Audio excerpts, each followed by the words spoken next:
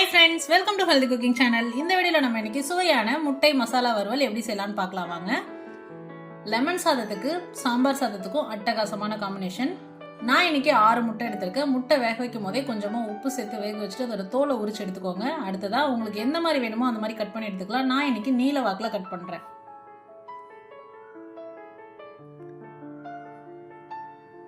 அடுத்ததா அடி கனமான பாத்திரம் எடுத்துக்கோங்க. அதில் 1 டேபிள் ஸ்பூன் அளவுக்கு நல்லெண்ணெய் விட்டுக்கோங்க. எண்ணெய் சூடானதுக்கு அப்புறமா 1/4 டீஸ்பூன் கடுகு, 3/4 டீஸ்பூன் அளவுக்கு உளுத்தம்பருப்பு. இது ஆப்ஷனல் தான், உங்களுக்கு வேணும்னா சேர்த்துக்கலாம், இல்லைன்னா விட்டுடலாம். உளுத்தம்பருப்பு நல்லா செவந்து வர அளவுக்கு வறுத்துட்டு அடுத்ததா 2 கொத்து கருவேப்பிலை கிள்ளி சேர்த்துக்கோங்க.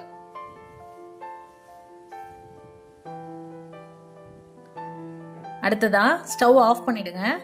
1/4 டீஸ்பூன் மஞ்சள் தூள், 1 டீஸ்பூன் அளவுக்கு தனி மிளகாய் தூளும் மிளகும் சேர்த்து நான் அரைச்சி வச்சிருக்கேன். அந்த பொடியை நான் இதில் சேர்த்துருக்கேன்.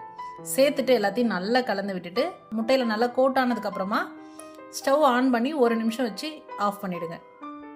சூப்பரான சுவையான முட்டை மசாலா வறுவல் தயார். ஏற்கனவே சொன்னது மாதிரி லெமன் சாதத்துக்கும் சாம்பார் சாதத்துக்கும் அட்டகாசமான காம்பினேஷனாக இருக்கும்.